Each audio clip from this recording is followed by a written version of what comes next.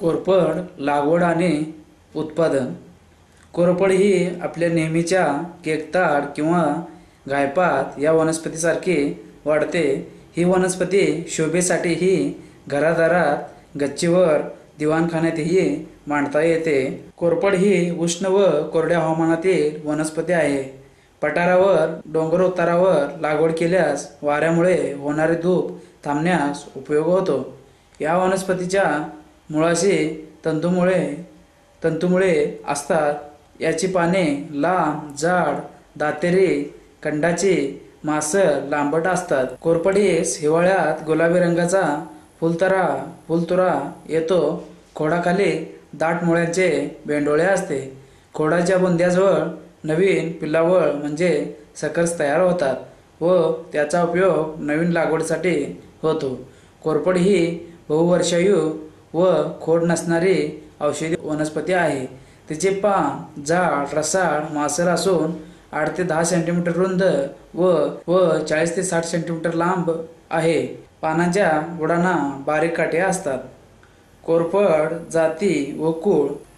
कोरफड ही लिलिएसी कुळातील आहे. या वनस्पतीला वेगवेगळ्या भाषेमध्ये वेगवेगळ्या नावाने ओळखले जाते. अलीकडे ॲलोई बार्बाडेन्सिस ही जात महाराष्ट्रामध्ये लागवडीसाठी वापरली जात आहे. या वनस्पतीला वेगवेगळ्या भाषेमध्ये वेगवेगळ्या नावाने ओळखले जाते.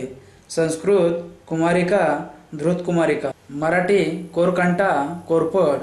हिंदी ग्वारपाटा, गुजराती कमारपाट, राजस्थानी गौरपाटो, कन्नड लोधीसर, तामिळ चिरुली, तेलुगू पिन्नगोरिष्ठ कलबंद, पंजाबी कुंवारगंदल कुंवाकिया, बंगाली धृतकुमारी, फारसी दरखोशिब्र, इंग्रजी ॲलोवेरा, अरबी सबारत. बियाणे व जाती. या पिकाची लागवड सकर्सपासून करतात. याच्या जातीस वेगवेगळ्या देशात वेगवेगळ्या नावाने ओळखतात.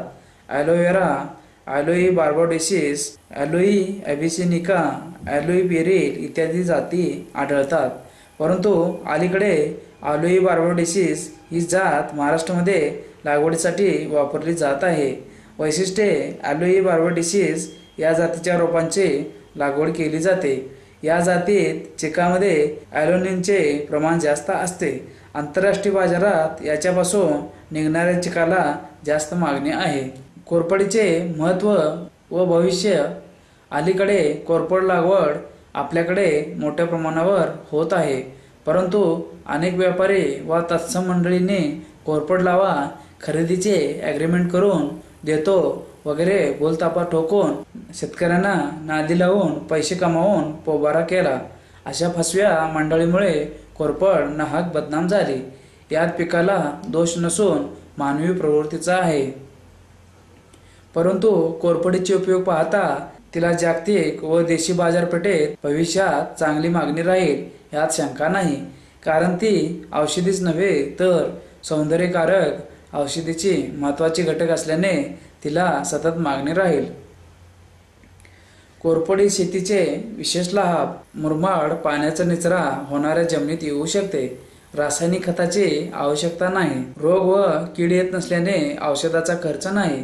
कोणतेही जनावर याला खात नाही, त्यामुळे राखण करण्याची गरज नाही. ही शेती वर्षानुवर्षे मिळकत देते.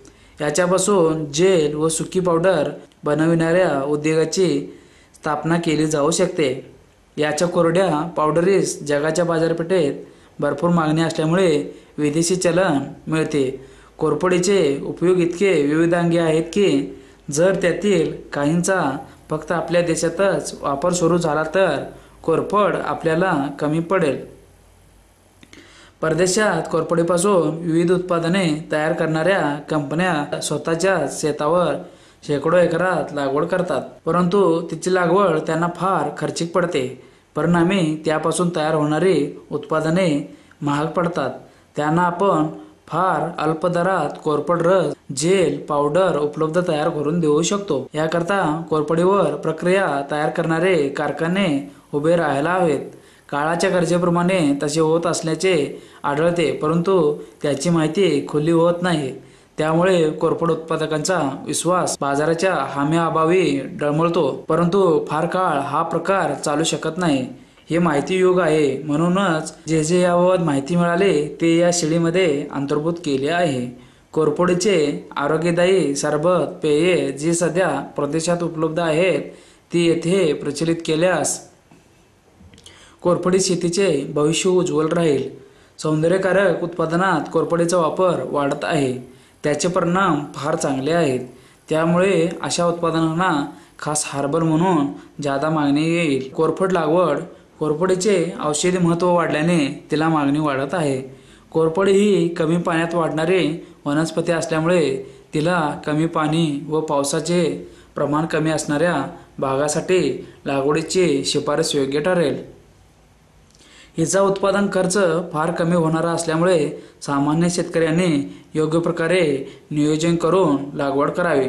तसेच कोरफडीच्या घरावर प्रक्रिया करून घर बसल्या उत्पादने केल्यास त्यापासून आपल्या कौटुंबिक गरजेपुरती आर्थिक प्राप्ती निश्चितच होईल. हवामान व जमीन कोरफडीसाठी उष्ण व कोरड्या हवामानाची गरज असते. तसेच कमी पावसाच्या भागात हिची लागवड जिरायत पीक म्हणून करता येईल. हिच्या लागवडीसाठी हलकी रेताड मुरमाड चांगल्या निचऱ्याची डोंगर उताराची जमीन माळरानाचे उथळ बरड अशी जमीन निवडावी.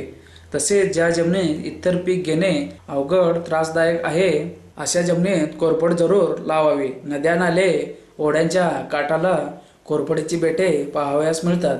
ही फारशी निगा न राखता कोठेही लावता येतात. हवामान कोरफडीला उष्ण व कोरडे हवामान चांगले मानवते. अगदी भयान दुष्काळातही तरून जाते. जमीन व हवामान यांचा विचार करता अवर्षणप्रवण भागात म्हणजेच नंदुरबार, धुळे, नाशिक, अहमदनगर, पुणे, सोलापूर, सातारा, सांगली, बीड, उस्मानाबाद, जालना, लातूर, औरंगाबाद, बुलढाणा या जिल्ह्यातील कोरडवाहू क्षेत्रावर कोरफड लागवड करण्याची आणि त्यापासून औषध निर्मिती करण्याचे उद्योग उभारण्यास फार मोठी संधी आहे. लागवडीची पूर्वतयारी किफायतशीर लागवडीसाठी जमीन नांगरून कुळवून भुसभुशीत करावी.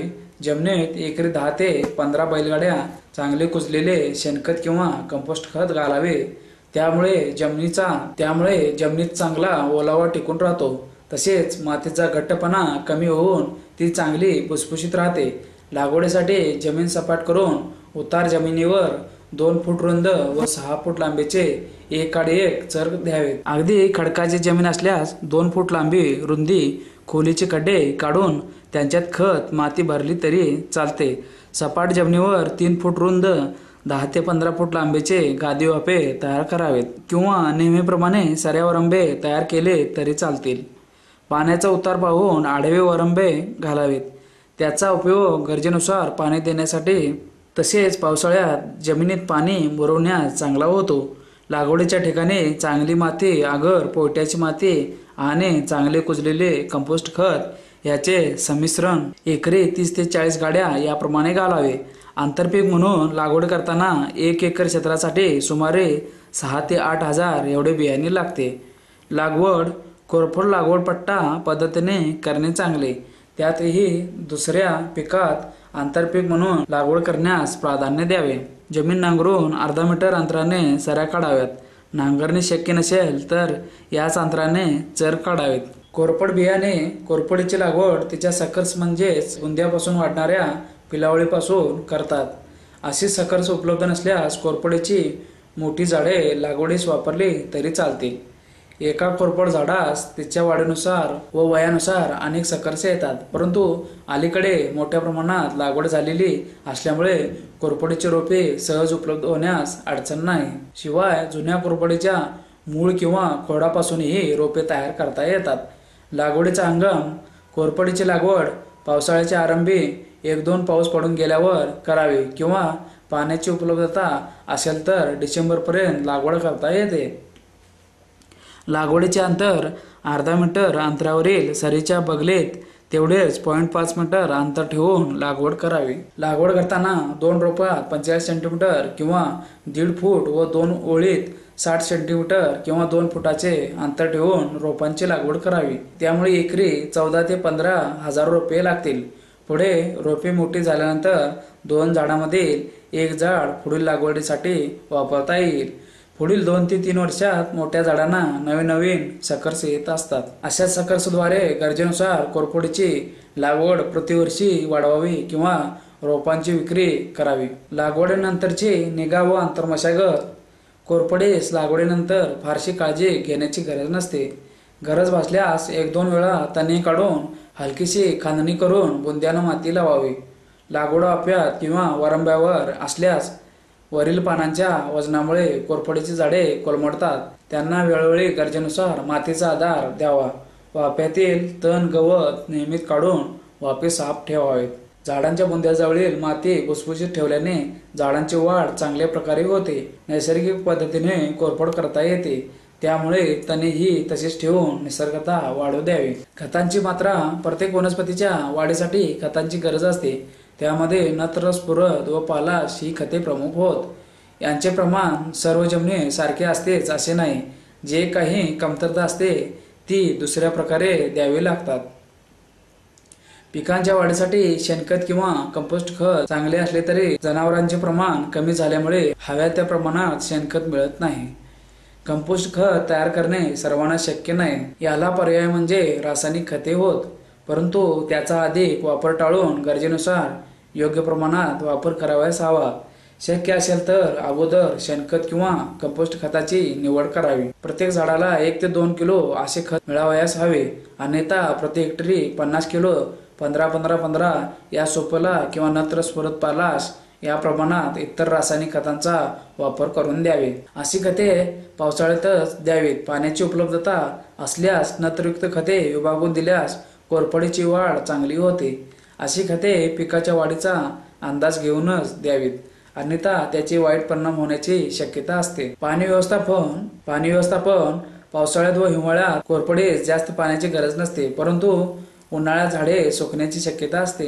अशा वेळी 2 ते 3 आठवड्यातून 1 पाणी म्हणजे 3 ते 4 पाने देण्याची गरज पडेल. ठिबक सिंचनाची व्यवस्था कमी असल्यास कमी पाण्यात कोरफडीचे उन्हाळ्यात संरक्षण करता येईल.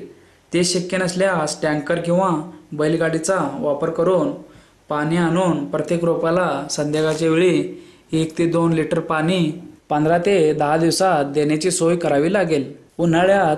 उन्हाळी पाऊस पडल्यास जास्त पाण्याची गरज पडत नाही. अशा प्रकारे जमिनीचा प्रकार, लागवडीच्या भागातील दुष्काळी परिस्थिती पाहून पाण्याचे योग्य प्रकारे नियोजन करावे. आपण फायदेशीर लागवड केली आहे याचे भान ठेवून निसर्गाच्या भरोश्यावर राहू नये. अशा स्थितीत तोटा होतो. तरीही आपल्याकडे चांगले नियोजन पाहिजेच. पीक संरक्षण. कोरफड पिकावर रोग व कीड आढळत नाही, परंतु ढगाळ हवामान व आर्द्रता जास्त असल्यास पानावर लाल ठिपके आढळतात. हा एक बुरशीजन्य रोग आहे. या रोगाचा प्रादुर्भाव दिसून आल्यास डायथेमियम 45 औषध 2 ग्रॅम अधिक 1 लिटर पाणी या प्रमाणात फवारणी केल्यास रोग आटोक्यात येतो. ताम्रयुक्त बुरशीनाशकाद्वारे गरजेनुसार नियंत्रण करावे. किडी आढळल्यास त्यांचे नियंत्रण निंबासारख्या नैसर्गिक कीटकनाशकाच्या द्वारे करावे. असे प्रसंग शक्यतो पावसाळ्यात पाहावयास मिळतात. काढणी आणि उत्पादन. लागवडीनंतर 1 ते 1.25 वर्षाने पानांची कापणी सुरू करावी. पानांची कापणी शक्यतो पावसाळा संपल्यावर करावी. लागवडीपासून वर्षभरात चांगली काळजी घेतल्यास लहान रोपांची चांगली वाढ होते. ताज्या पानांची गरज असल्यास मागणीनुसार केव्हाही कोवळी किंवा जून पाने काढावीत. अशी पाने काढताना खोडाला इजा होणार नाही याची दक्षता घ्यावी. कोरफडीपासून इतर औषधी उत्पादने करायची असल्यास प्रतिवर्षी फेब्रुवारी-मार्चमध्ये उन्हाळ्याच्या सुरुवातीस पक्व पानांची कापणी करावी. ज्या पानांचे टोक पिवळसर झालेले असेल किंवा पानांचा रंग पिवळसर होऊ लागलेली पाने औषधी उत्पादनासाठी काढावीत. अशा पानापासून जेल, बोळ, रस किंवा पावडरचे उत्पादन करावे. उन्हाळ्यात कापणी करण्याचे टाळावे. एका झाडापासून 7-8 पाने मिळतात. शेंड्यांची लहान पाने शाबूत ठेवावीत. याप्रमाणे 10-12 वर्षे पानांची कापणी करावी. आंतरपीक म्हणून एकरी 4 टन, हेक्टरी 10 टन एवढे पानांचे उत्पादन मिळते. पीक 11 महिन्याचे झाल्यानंतर काढणीस येते.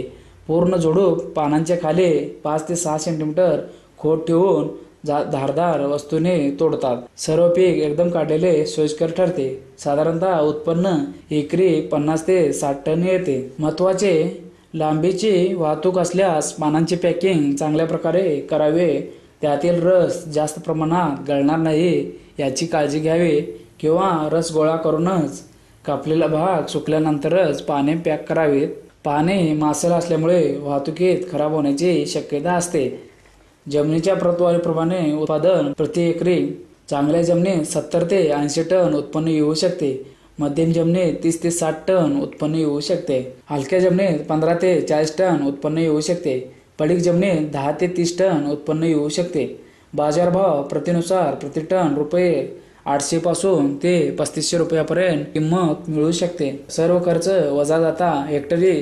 त्यासाठी अशा उत्पादनापासून जागेवरच किंवा शेतातच त्यावर प्रक्रिया करून तयार उत्पादने विक्रीसाठी बाजारात पाठवल्यास चांगले फायदेशीर ठरेल. कोरफड स्थानिक औषध कंपन्यांकडून, वैद्य डॉक्टर्स, ब्युटी पार्लर्स यांच्याकडून कोरफडीच्या पानांना व त्यांच्या उत्पादनांना मागणी आहे. साधारण कोरफड जेल प्रति लिटर 100 ते 150 रुपये, काळा बोळ प्रतिनुसार 50 ते 100 रुपये, तसेच कोरफड पावडर प्रति किलो 6000 रुपयापर्यंत विकली जाते. हा ठोक भाव आहे. किरकोळ भाव जास्त मिळतो. कोरफड एक महत्त्वपूर्ण औषधी वनस्पती. कोरफड ही महत्त्वपूर्ण औषधी वनस्पती लागवडीच्या दृष्टीने पूर्ण दुर्लक्षित आहे. तिला अनेक आयुर्वेदिक औषधांमध्ये खूप मागणी आहे. ही वनस्पती कमी पाण्याच्या प्रदेशात बऱ्यापैकी नैसर्गिकरित्या वाढताना दिसते, परंतु गेल्या काही वर्षापासून तिचा वापर जास्त प्रमाणात होत असल्यामुळे तिच्या उपलब्धतेवर खूप मर्यादा आल्या आहेत. ती दुर्मिळ होत चालली आहे. खेडेगावात नद्या, नाले, ओढ्याच्या काठावर पाहावयास मिळते. वनस्पती विक्रेते किंवा दलाल खेडेगावातील बेरोजगार तरुणांना दिवसाची मजुरी देऊन फुकटात वेगळा करून औषध कंपन्यांना प्रतिनुसार 5 ते 10 रुपये प्रति किलो अशा चढ्या भावात विकत असताना दिसतात. कोरफडीपासून तयार होणाऱ्या औषधांचा विचार करता हा व्यवसाय चांगला फायदेशीर होत असल्याचे स्पष्ट होत आहे. अशा व्यवसायात शेतकरी मात्र सहभागी दिसत नाही. शेतकऱ्यांनी कोरफड लागवड करून दुर्मिळ होत चाललेल्या कोरफडीस जीवदान तर मिळणारच आहे, त्याचबरोबर शेतकऱ्यांना अल्प खर्चात चांगले उत्पादन मिळवता येईल. औषधी कंपन्यांनी असे उत्पादन शेतकऱ्यांच्या शेतावर घेतल्यास मालाचा चांगला दर्जा तर मिळेलच, त्याचबरोबर असे उत्पादन कायम प्रमाणात स्वस्त व भरपूर उपलब्ध झाल्याने औषधी उत्पादनात सातत्य राखता येईल. त्यामुळे अशी उत्पादने निश्चितच किफायतशीर ठरतील. यासाठी शेतकरी, उत्पादक व औषधी कंपन्यांनी समन्वय साधला पाहिजे. एकमेकांशी घेण्या देण्याचे करार केले पाहिजेत, तरच अशी लागवड व औषध उत्पादने बाजारात टिकून राहतील. त्यापासून अनेक बेरोजगारांना व्यवसाय मिळेल, तो वेगळाच. अशा व्यवसायात कोरफड महत्त्वाची वाटते. कोरफड येथील महत्त्वाची रासायनिक द्रव्ये. यामध्ये अनेक रासायनिक द्रव्ये असल्यामुळे तिच्या औषधी गुणधर्मात विविधता पाहावयास मिळते. हिच्यामध्ये येलोइन, बार्वेलिन हे ग्लुकोसाइड्स, गॅलिक ॲसिड्स व ओडझिल तेले ही महत्त्वाची रसायने असतात. रेसिडिंग शुगर्स, हायड्रोलायझेबल शुगर, फ्रुक्टोज या शुगरही असतात. ऑक्सिडेज, कॅटलेज, अमायलेज ही महत्त्वाची एन्झाईम्स असतात. त्याचबरोबर आयसोबर्बॅलोइन, बीटा बर्बॅलोइन, अँथ्रोसिन, ग्लायकोसाइड्स, रेक्झिन्स व gums, emodin, chrysophanic acid, free amino acid, D glucose, D mannose, cholesterol, beta sitosterol, lupeol ही रसायने अल्प प्रमाणात असतात. ही सर्व रसायने औषधाच्या दृष्टीने महत्त्वाची आहेत. कोरफडीचे औषधी गुणधर्म. ही शीतल, कडू, मंदगंधी रसायन अग्निदीपक, भेदक, मधुर, पुष्टीकारक, बलकर आहेत. या गुणधर्माचा उपयोग कफ, पित्त, दमा, खोकला, प्लेहा, कुष्ठ, गुल्मवात, यकृत, ताप, ग्रंथिदोष, त्वचारोग, रक्तविकार, अग्निमांद, जखमा, रक्तपित्त यासारख्या विकारांचा नाश करण्यासाठी होतो. कोरफडीचा बोळ सारक, रेचक, आर्तवशुद्धी करणारा आहे. कोरफडीचे औषधी उपयोग. ही औषधाच्या दृष्टीने फार महत्त्वाचे आहे. तिचा स्वतंत्र किंवा इतर वनस्पतीबरोबर अनेक आजारासाठी उपयोग केला जातो। विषम ज्वरावर कोरफडीचा रस गरम पाण्याबरोबर घेतल्याने कफाचे शोषण होऊन ताप कमी होतो। प्लीहावर्धी व अपचनावर कोरफडीच्या रसात हळद घालून देतात। खोकल्यासाठी कोरफड भाजून त्यात रस व अडुळशाचा रस, मध, पिंपळी व लवंग यांची पूड घालून देतात। डोळे आल्यास कोरफडीचा रस पाण्यात घेऊन त्यात तुरटीची लाही व अफू मिसळून डोळ्याला लावतात। कफ व खोकल्यासाठी कोरफडीचा गर, मध किंवा सैंधव व हळद मिसळून घ्यावा। स्तनदाहावर लेप लावण्यासाठी कोरफडीची खोड उगाळून त्यात हळद घालून लेप करावा। वाद्य चवड्याच्या दुखण्यावर कोरफडीचे पान गरम करून त्यातील गर व हळद घालून बांधावे। कोरफडीच्या गरामध्ये जिरे व मिरीचे चूर्ण घालून घेतल्यास गरमी, प्रमेह, कडकी यासारखे आजार बरे होतात। अंगावरील पुरळासाठी कोरफडीचे गर व लोणी मिसळून हलक्या हाताने अंगावर लावतात। कोरफडीचा पाक अंगातील गरमी, आम्लपित्त, कडकी नाहीशी करून धातूंची पुष्टता करतो। कानाचा दाहा कमी करण्यासाठी कोरफडीचा गर लावावा। कोरफडीचा रस तुपाबरोबर घेतल्याने कावीळ कमी होते। रासायनिक द्रव्याने किंवा कॅन्सरवर दिल्या जाणाऱ्या लाईटमुळे होणाऱ्या जखमावर कोरफडीचा रस लावल्यास त्या बऱ्या होतात। दाह कमी होतो, आग कमी होते, जखमेचे डाग नाहीसे होतात। कोरफडीची कोवळी पाने जिऱ्याचे चूर्ण गुळाबरोबर घेतल्यास हगवण, आमांश, रक्तस्राव यासाठी उपयोगी आहेत। डोकेदुखीसाठी कोरफडीचा रस अफू बरोबर मिसळून कपाळावर लावल्यास ती थांबते। पानांचा रस खोबरेल तेलात चांगल्या प्रकारे उकळून घेऊन असे तेल नियमित डोक्याला रात्री झोपताना लावल्यास झोप चांगली येते। त्वचेचा दाह, आग होत असल्यास पानांचा गर गुळाबरोबर मिसळून लावल्यास दाह कमी होऊन थंडावा मिळतो। पानांचा गर व तुरटीच्या लाह्या एकत्र मिसळून डोळे आल्यावर त्यांच्या सुजीवर लावल्यास डोळ्याची सूज कमी होते। शरीरावरील झालेल्या जखमा व त्यांच्या सुजीवर कोरफडीचा ताजा रस लावल्यास सूज कमी होऊन चुणचुण कमी होते। कोरफडीचा रस व हळद एकत्र करून घेतल्यास प्लीहाची सूज व तिच्या इतर विकारावर उपयोग होतो। कोरफडीच्या ताज्या रसाचा उपयोग त्याच्या रेचक व थंड गुणधर्मामुळे ताप, यकृत विकार, प्रमेह, गर्भाशयाची सूज यासाठी महत्त्वपूर्ण आहे। कोवळ्या पानांचा गर सांधिवातासाठी खावा। इन्शुलिन आधारित मधुमेहात कोरफडीचा कसा उपयोग होतो? 5 मधुमेह झालेल्या रुग्णांपैकी 2 रुग्णांमध्ये कोरफडीमुळे चमत्कारिक बदल दिसून आला। या उपचार पद्धतीमुळे इन्शुलिनचे प्रमाण एकदम कमी होत नाही। आपल्या शरीरात असणारा इन्शुलिन रक्ताभिसरणात मिसळते आणि पेशी कार्यरत होतात। त्यामुळे कोरफडीचा उपचार पद्धत आता जास्त प्रसिद्धीस येत आहे। घानेमिएट या संस्थेने कोरफडीची उपचार पद्धत उंदरावर केली। त्यानंतर त्यांना 7 दिवसानंतर उंदरातील ग्लुकोजचे प्रमाण 43% इतके खाली आलेले दिसून आले। ते जवळजवळ 5 वर्षे कोरफडीच्या औषध पद्धतीचा उपचार होत होते। त्यात 94% मधुमेही रुग्णात ग्लुकोजचे प्रमाण आश्चर्यकारक कमी झालेले आढळले। यावरून असे लक्षात येते की ॲलोवेरा मधुमेहासाठी उत्तम पर्याय आहे। कोरफड प्रक्रिया उद्योग कोरफडीची लागवड करून फक्त पाने विकण्यापेक्षा त्यावर प्रक्रिया करून अशी उत्पादने विकणे फायदेशीर ठरते। असे प्रक्रिया उद्योग घरच्या घरी किंवा शेतावर प्रक्रिया युनिट उभारल्यास पानांच्या वाहतुकीचे नुकसान व खर्च कमी करता येईल। कारण कोरफडीची पाने मांसल असल्यामुळे वाहतुकीत त्यांची मोडतोड जास्तच होते। त्याचबरोबर त्यामध्ये पाण्याचे प्रमाण 80 ते 85% पर्यंत असते। त्यामुळे 15% उत्पादनासाठी 85% वजनाच्या मालाची वाहतूक न परवडणारी आहे। तसाच बाजारभावही कमी मिळत असल्यामुळे लांबची वाहतूक टाळता येईल। यासाठी कोरफड प्रक्रिया महत्त्वाची वाटते। कोरफडीच्या रसाचे उत्पादन। कोरफडीची पाने कापल्यानंतर जो पातळ पाण्यासारखा द्रव गळतो त्याला कोरफड रस असे म्हणतात। तो पानांच्या बाह्य त्वचेखाली उतीमध्ये जास्त प्रमाणात असतो। तो चवीने कडवट असतो। सुरुवातीस त्याला रंग नसला तरी बाहेरील हवेशी त्याचा संपर्क आल्यावर त्याचा रंग चटकन तांबूस, तपकिरी किंवा पिवळसर होतो। रसातील घटक द्रव्यामुळे हवामानानुसार बदल होतो। पावसाळ्यात त्यामध्ये महत्त्वाचे घटक जास्त प्रमाणात तयार होतात, परंतु रसाचा कडवटपणा पानांचा हिरवा रंग जाऊन तांबूस होतो त्यावेळी जास्त असल्याचे दिसून येते। अनेक आयुर्वेदिक औषधासाठी कोरफडीचा ताजा रस वापरला जातो। वैद्य व आयुर्वेदिक डॉक्टर्सही असा ताजा रस औषधासाठी वापरतात. आता रस गरजेनुसार केव्हाही काढता येतो. रस काढून झाल्यानंतर अशा पानांच्या गराचा उपयोग काळा बोळ, जेल किंवा पावडरसारख्या पुढील उत्पादनास करावा. कोरफडीचे पाणी कापल्यानंतर जो ताजा रस कळतो तो डब्यात किंवा भांड्यात गोळा करावा. त्याचा उपयोग भाजलेल्या जखमा, खरचटणे, त्वचेची आग, जखम भरण्यासाठी होतो. एक्सरेमुळे तसेच इतर रेडिएशनमुळे भाजल्यास कोरफडीचा ताजा रस काढून लावावा.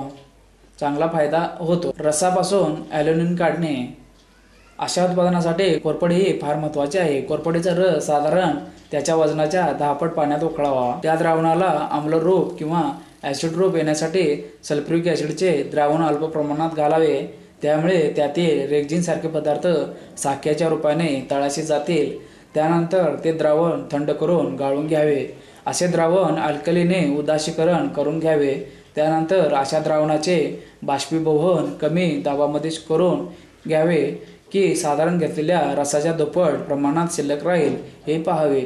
असे द्रावण थंड करून स्फटिकीकरण होण्यास ठेवून द्यावे. अशा प्रकारे तयार झालेले स्फटिकरूपी ॲल्युमिन गाळून घ्यावे. त्यानंतर असे स्फटिक कमी तीव्रतेच्या अल्कोहोलमध्ये धुवून घ्यावे. धुतल्यानंतर पुन्हा त्याचे स्फटिकीकरण करावे.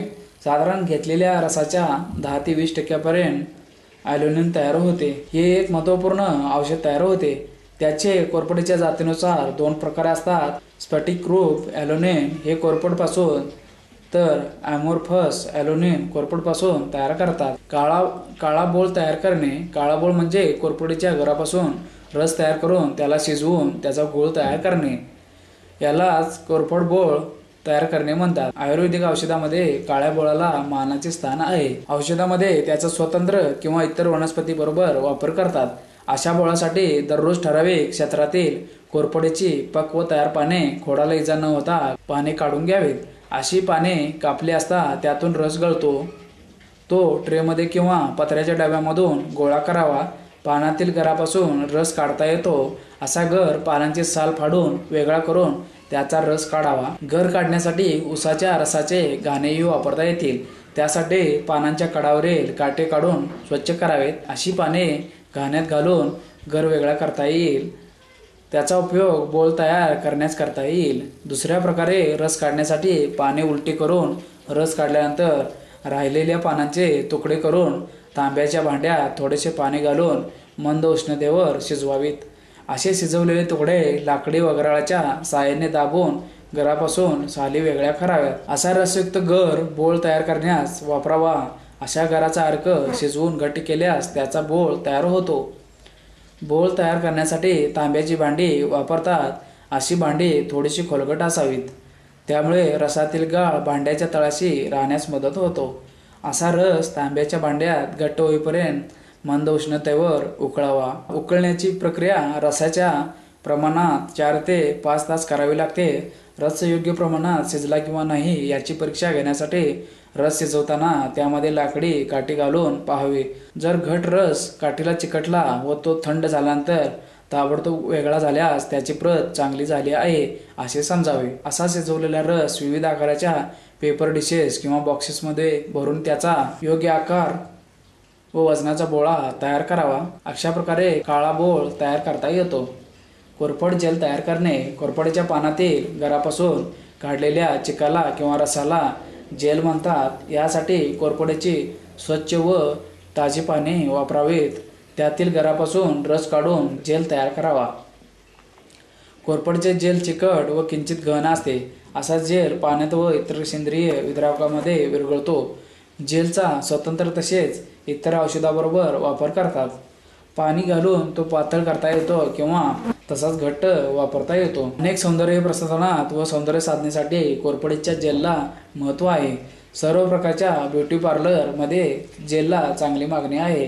जेलीसाठी चांगल्या पोसलेल्या किंवा तयार झालेल्या कोरफडीची ताजी व स्वच्छ पाणी निवडून धुवून घ्यावीत. पानांचे तुकडे करून त्यातील गर काढावा. असा गर एकसारखा होण्यासाठी मिक्सर किंवा ब्लेंडरमध्ये घालून मिसळावा. त्यातील जड पदार्थ व गाळणीचा वापर करून वेगळा करावा. असे मिश्रण स्टीलच्या भांड्यात ठेवल्यास असा गाळ तळाशी राहतो. अशा जेलचा सामू किंवा पेयच थोडासा आम्लधर्मी असतो अशा जेलीत लेनोनिन सारखा पदार्थ मिसळून घेतल्यास त्याचे प्रमाण कमी होते. सौंदर्य प्रसाधनात वापरण्यात येणारा जेल गरजेनुसार ताजा तयार करावा. असा जेल फ्रीजमध्ये ठेवल्यास काही दिवस चांगला राहतो. अशा जेलचा उपयोग बाह्य वापरासाठी करावा. असा जेल बाजारात पातळ किंवा घट्ट स्वरूपात मिळतो, त्याचाही वापर करता येईल. असा जेल पॉलिपॅकमध्ये पॅक करावा म्हणजे जास्त दिवस टिकवता येतो. घट्ट जेल तयार करण्यासाठीही 2 पद्धती आहेत. कोरफड रसातील पाण्याचे प्रमाण कमी केल्यास घट्ट जेल मिळतो. तो अधिक काळ टिकवण्यासाठी त्या प्रिझर्वेटिव्ह टाकावे. दुसऱ्या पद्धतीत कोरफड रसात गवार गम किंवा झॅन्थो गम मिसळून हवा तसा घट्टपणा आणणे. रस साधारणतः गरम करून कोणताही एक गम हळूहळू मिसळावा व हवा तसा घट्टपणा मिळाल्यावर गम मिसळणे थांबवावे. कोरफडीचे मलम बाजारात विविध प्रकारचे मलमे मिळतात. त्यात कोरफड मलम हे एक होय. हे एक उपयुक्त अशा कोरफडीच्या रसायनाचे मिश्रण असून त्याचे भौतिक व रासायनिक गुणधर्म वेगळे असतात. भौतिक व रासायनिक गुणधर्म वेगळे त्याच्या उत्पादनावर आधारित असतात. त्यामध्ये पाण्यात विद्राव्य असणारे ग्लायकोसाइड्स असतात. परदेशात ॲलोफेन, आम्लॅक्स इत्यादी पदार्थांची औषधे मिळतात.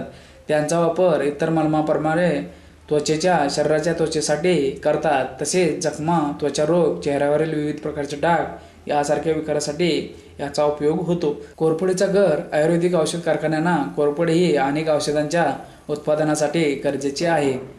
परंतु कोरफडीमध्ये पाण्याचे प्रमाण जास्त असल्यामुळे तसेच तिची पाने मांसल असल्यामुळे ती वाहतुकीत मोडतात. त्यासाठी कोरफडीच्या पाण्यातील गर काढून तो हवाबंद डब्यातून कारखान्यांना पुरवठा केल्यास शेतकऱ्यांना चांगले किफायतशीर ठरेल. अशा गरांचा उपयोग रस, बोळ, जेली इत्यादी उत्पादनास करता येते. गर काढून राहिलेली साल उन्हात चांगली वाळवून ठेवल्यास तिचा औषधासाठीही उपयोग करता येते. कोरफड तेल, कोरफडीचा गर खोबरेल किंवा तिळाच्या तेलात मंद अग्नीवर उकळून त्याचा अर्क काढावा. असे तेल केसासाठी फार महत्त्वाचे आहे. त्याचा उपयोग केस वाढीस, कोंडा कमी करण्यास, केसांना चकाकी येण्यास, डोक्यातील खाज व कंड नष्ट करण्यास चांगला होतो. अशा प्रकारच्या प्रक्रिया उत्पादकाला घरच्या घरी करता येतील. परंतु त्यातील पावडर व ॲल्युमिनियम सारख्या उत्पादनास खास कारखानदारीची गरज आहे. तसेच अशा उत्पादनास खास प्रशिक्षित उत्पादकाची किंवा त्या विषयातील तज्ज्ञ व्यक्तीच्या सल्ल्यानुसार किंवा अशा व्यक्तीच्या नियंत्रणात असे उत्पादन करावे. सुशिक्षित तरुणांनी अशा प्रक्रियांचे तंत्रज्ञान आत्मसात करावे. मोठ्या प्रमाणात लागवड करून अशी कारखानदारी खाजगी किंवा सहकारी तत्वावर करता येईल. अशी उत्पादने औषधासाठी तसेच सौंदर्य प्रसाधनात वापरायची असल्यामुळे त्यांचा दर्जा चांगला हवा. बाजारात मिळणाऱ्या उत्पादनापेक्षा आपल्या उत्पादनाचा दर्जा श्रेष्ठ पाहिजे. तरच बाजारात मिळणाऱ्या उत्पादनापेक्षा आपल्या उत्पादनाचा दर्जा श्रेष्ठ पाहिजे. तरच अशा उत्पादनात आपले उत्पादन टिकून राहील. यासाठी चांगले नियोजन करून कोरफड लागवड व प्रक्रिया उद्योग शेतकऱ्यांनी सुरू करण्याची गरज आहे. कोरफडीची विक्री व पणन व्यवस्था. कोरफडीबाबत बाजारपेठेबाबत सध्याची परिस्थिती. सध्या कोरफडीवर प्रक्रिया करून उत्पादन करण्याचे कारखाने महाराष्ट्रात कमी आहेत. जे आहेत त्यांची आजची गरज कमी आहे. कारखान्याबाबत माहिती देण्याचा प्रयत्न केलेला आहे. कोरफडीची शेती करताना आपण लावलेली किती क्षेत्रावर आहे, त्याला विक्री कशी करायची याबाबत प्रथमतः विचार केला पाहिजे. करार करून विक्रीसाठी तयार झालेले कोरफड देता येईल. प्रक्रिया करणाऱ्या उद्योगांना मोठ्या प्रमाणात कोरफड पुरवठा करण्याची क्षमता समूहाद्वारा निर्माण करावी. लावलेली कोरफडीचे रोपे पिलावळ स्थानिक ग्राहकांना विकणे. त्यासाठी कोरफडीचे महत्त्व विषद करणारे संमेलने आयोजित करून महिलांना कोरफड व त्यांचे आरोग्यविषयक, औषधी व सौंदर्यविषयक महत्त्व सांगून याबाबत आकर्षित करणे. कोरफडपासून तयार करता येणारे सौंदर्य प्रसाधने व त्यांची माहिती सांगून त्याबाबत जागृती करता येईल. अशा कार्यक्रमांचे नियोजन चांगल्या रीतीने केल्यास बाजार विकसित करण्यास अधिक वाव आहे. प्रक्रियाद्वारा विक्री व्यवस्थापन. कोरफडीची विक्री व्यवस्था करताना आपण लावलेले कोरफड किती क्षेत्रावर आहे व त्यापासून प्रथमतः आपण उत्पादन प्रक्रिया करू शकू असा विश्वास असेल तर प्रथमतः छोट्या प्रमाणात प्रक्रिया करून ग्राहकाभिमुख उत्पादने बाजारात प्रथम आणावीत. विशेषतः सौंदर्यविषयक उत्पादनांना बाजारात चांगली मागणी आहे, पण त्यांच्या किमती परवडण्याजोग्या नाहीत. त्यामुळे आपली उत्पादने स्वस्त आणि चांगल्या गुणवत्तेची असावी. ज्यूस काढून त्याद्वारा विक्री व्यवस्थापन. कोरफडीचा रस शेतावर काढून तो डबाबंद करून प्रक्रिया करणाऱ्या उद्योगांना मोठ्या प्रमाणात पुरवठा करण्यासाठीची क्षमता स्वतः किंवा समूहाद्वारा निर्माण करावी. भेट देऊन विक्री व्यवस्थापन. आप्तजनांना कोरफड रोपे नमुना देऊन किंवा ज्यूस योग्य प्रकारे भेट देऊन पहिल्यांदा त्यासाठी स्वतः कोरफडीचा रस उत्पादनाचा वापर चालू केला पाहिजे. त्याशिवाय स्थानिक बाजारपेठ निर्माण करणे अजून सोपे जाऊ शकते. त्यामुळे तुम्ही छातीठोकपणे लोकांना सांगू शकता, आपला अनुभव कथन करू शकता.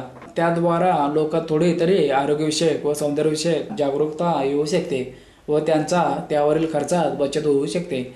महिलांना बचत म्हटली की लक्ष वेधले जाते तेव्हा आपल्याला मार्केटिंग करणे व सांगणे सोपे जाते. कोरफडीची विविध उत्पादनाद्वारे कोरफडीस बाजारपेठ उपलब्ध करणे. उदाहरणार्थ कोरफड सरबत द्वारा विक्री. कृती: ताजा कोरफड रस घेऊन त्यात यीस्ट मिसळणे व ते द्रावण 1-2 दिवस तसेच ठेवणे. ज्यावेळेस ते द्रावण फसफसून येईल त्यावेळेस ते द्रावण गाळून घेणे. त्यातील स्वच्छ द्रव गाळून घेणे. हे झाले मूळ द्रावण. या स्वच्छ पारदर्शक द्रवाचे सरबत करून पिणे. ग्लासभर पाण्यात 2-3 चमचे टाकून त्यात गरजेपुरती साखर टाकणे. चवीसाठी किंवा स्वादासाठी आवडता इसेन्स टाकावा. जिरेपूड, मिरपूड इत्यादी ही स्वादासाठी फार चांगले लागतात. किंवा ताज्या कोरफड रसात आंबटपणा येईपर्यंत व्हिनेगार मिसळावे. ते द्रावण कॉन्सन्ट्रेट असते. ते ग्लासभर पाण्यात 2 चमचे घेऊन जरुरीप्रमाणे स्वाद व चवीचा इसेन्स व मिरपूड टाकावी. आंतरराष्ट्रीय बाजार हा तसा अवघड विषय आहे, परंतु प्रयत्न केल्यास सहसाध्य व भरपूर पैसा मिळवून देणारे हे मार्केट आहे. सध्या इंटरनेटवरून याचा शोध घ्यावा. इंटरनेटवरून माहिती शोधणे व मार्केट शोधण्याची माहिती पुढे दिलेली आहे. त्याचा विचार करून चांगली बाजारपेठ मिळवता येईल. अमेरिकेत सर्व सौंदर्य प्रसाधने बनवणाऱ्या कंपन्यांना किमान 20% हर्बल बेस वापरणे बंधनकारक आहे. मलम, लोशन, साबण, शॅम्पू, फेशियल इत्यादी कोणत्याही सौंदर्य प्रसाधनात एकूण घटकापैकी किमान 20% घटक हे कोरफडीच्या बहुमोल गुणधर्मामुळे तिकडे कोरफड जेल पावडर याचा वाढत आहे व त्यांच्याकडे तसे तंत्रही विकसित झाले आहे. America, Germany, Australia, France, Britain इत्यादी देशात बाजारपेठ मिळू शकते. कोरफडयुक्त बाजारातील उत्पादने व कंपन्या. कंपनीचा पत्ता, उत्पादनांचे नाव, ॲलोवेराचे पर्सेंटेज. इंडिकेम 7, श्यामरोज industrial estate, Ram Mandir road, Goregaon, पश्चिम मुंबई 400104. इलिना शॅम्पू 200 मिली 55. इलिना फेस पॅक 200 मिली 55.